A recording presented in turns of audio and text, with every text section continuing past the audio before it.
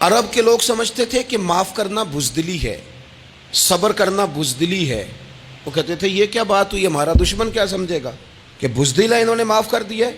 وہ کہتے تھے معاف کر دیں تو کمزور پڑ جائیں گے، سامنے والا کہے گا کہ ان کے پلے کچھ نہیں، معاف کر دیا۔ اور ہمارے زمانے میں آج معاف کمزور آدمی کرتا ہے، طاقتور آدمی معاف نہیں کرتا۔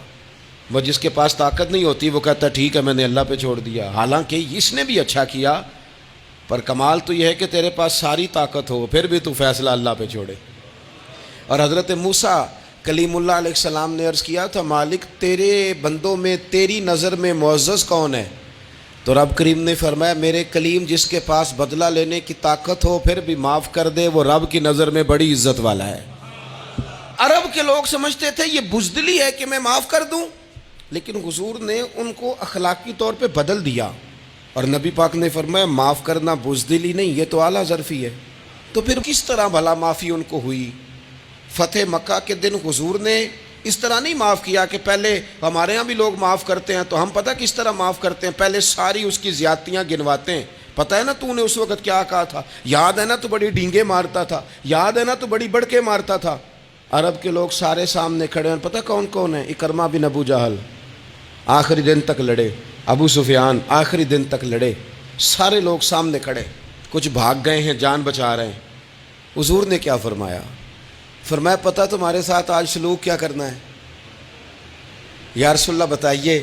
تو نبی پاک نے فرمایا وہی کرنا ہے جو جناب یوسف نے بھائیوں کے ساتھ کیا تھا، بات ہی کوئی نہیں کرنی، پچھلا قصہ چھیڑنا ہی نہیں، نہ کانٹے بچھانے کی بات کرنی ہے، نہ روڑے مارنے کی کرنی ہے، نہ بدر میں آنے کی کرنی ہے، نہ احد میں پتھر مار کے دانت شہید کرنے کی بات کرنی ہے، نہ خندق کی بات کرنی ہے، نہ خیبر کی کوئی بات۔ جاؤ نہ معاف کیا، بات ہی کوئی نہیں کرنی، معافی دے دی۔ ابو سفیان کہنے لگے حضور مجھے بھی معافی ہے۔ سونیا تیرے کرم پہ قربان جاؤں۔ میرے کریم فرمانے لگے تو قبیلے کا سردار ہے، مکہ شریف کے لوگ تجھے بڑا سمجھتے ہیں، دیکھ حضور معاف بھی کرتے ہیں اور عزت بھی دیتے ہیں۔ فرمایا جا میں نے تجھے معاف کیا، اور جو تیری حویلی میں آ کے پناہ لے لے گا میں اسے بھی معاف کر دوں گا، اسے بھی معافی مل جائے گی جو تیرے گھر آ جائے گا۔ اب تبدیلی آ گئی، وہ جو اندر کفر تھا وہ ٹوٹ گیا، انقلاب آ گیا۔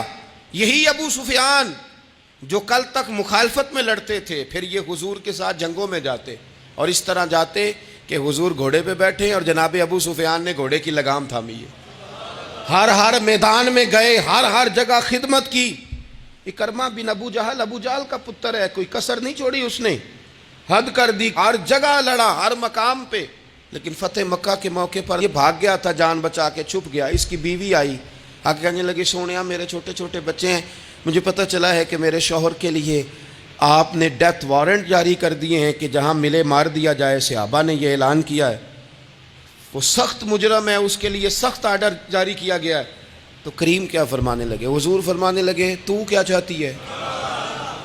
میں کوئی آپ کو قصہ تو نہیں نہ سنا رہا، خدا را مہربانی کریں، تھوڑا سا دل بڑا کریں، تھوڑا سا۔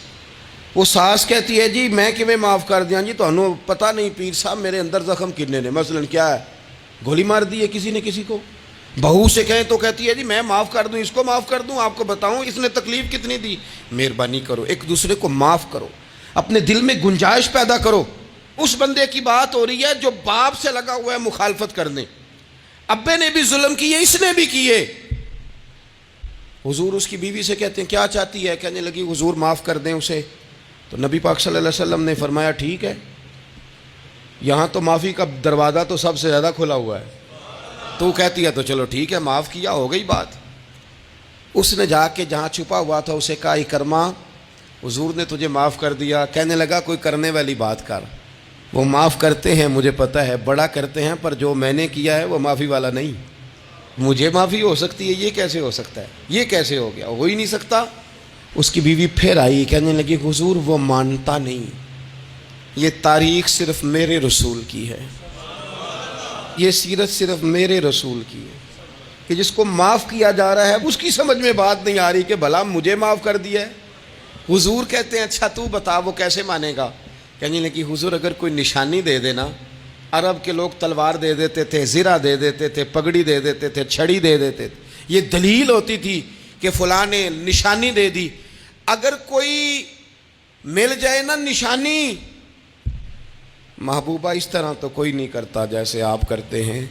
کریم نے اپنے سر سے پگڑی اتاری اور فرمایا میری پگڑی بطور علامت کے نشانی کے لے جا، اسے کہہ دے میں نے معاف کیا.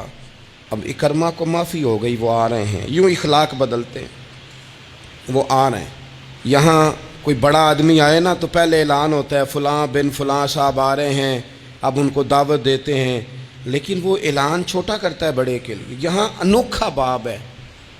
اکرمہ کلمہ پڑھنے آ رہے ہیں. نبی پاک صحابہ سے کیا فرما رہے ہیں؟ فرمایا وہ کلمہ پڑھنے آ رہا ہے، اطاعت قبول کر کے آ رہا ہے، سر تسلیم خم کر کے آ رہا ہے. اس کے سامنے اس کے باپ کے کسی ظلم کا اظہار نہ کرنا. اس کے باپ نے بڑے ظلم کیے ہیں، زیادتیاں کی ہیں، ہم تذکرہ یہاں ہوتا ہے، لیکن اس کے سامنے نہ کرنا. اس کا تو ابا ہے نا، اس کا تو باپ ہے نا. کوئی بات نہ کرنا، اسے تکلیف ہوگی. کس کے لیے؟ صحابہ رو رہے ہیں. حضور یہ کس کے لیے تیاری کرا رہے ہو؟ وہ آ گئے، قدموں سے لگ گئے، کلمہ پڑھ لیا، کھول کے روئے. حضور میرے لیے بھی معافی ہے؟ تو کریم نے فرمایا ہاں، میں رحمت والے رب کا رحمت والا رسول ہوں، ہے نا معافی. اکرمہ مسلمان ہو گئے. پھر تلوار کو صاف کر کے کہنے لگے سونیا پہلے یہ اسلام کی مخالفت میں لڑتی تھی، اب حمایت میں لڑے گی. مجھے بتائیں، ایک ایک گلی اکرمہ گئے اسلام کی حمایت میں تلوار لے کے، ایک ایک گلی. اور آپ پچھلے جہاد میں بھی گئے تھے، اس جہاد میں نہ جائیں تو کہنے لگے کفارہ نہیں ادا کرنا، پچھلے داغ نہیں صاف کرنے. میں جاؤں گا، گلی گلی جاؤں گا، نگر نگر جاؤں گا، جھنڈا لے کے جاؤں گا. میں بتاؤں گا کہ جب کوئی مدینے والے کے پاس آئے تو رب دل بدل دیا کرتا ہے. انقلاب آتے ہیں، عادتیں بدلتی ہیں، طبیعتوں میں تغیر آتا ہے. کون کہتا ہے نہیں آتا؟ میں جاؤں گا. حمص میں حضرت عمر کے زمانے تک اکرمہ لڑے، سالوں میدان میں رہے اسلام کی حمایت میں. اور پھر حمص کے میدان میں حضرت عمر کے دور میں لڑتے ہوئے شہادت کی موت اللہ نے انہیں عطا فرمائی.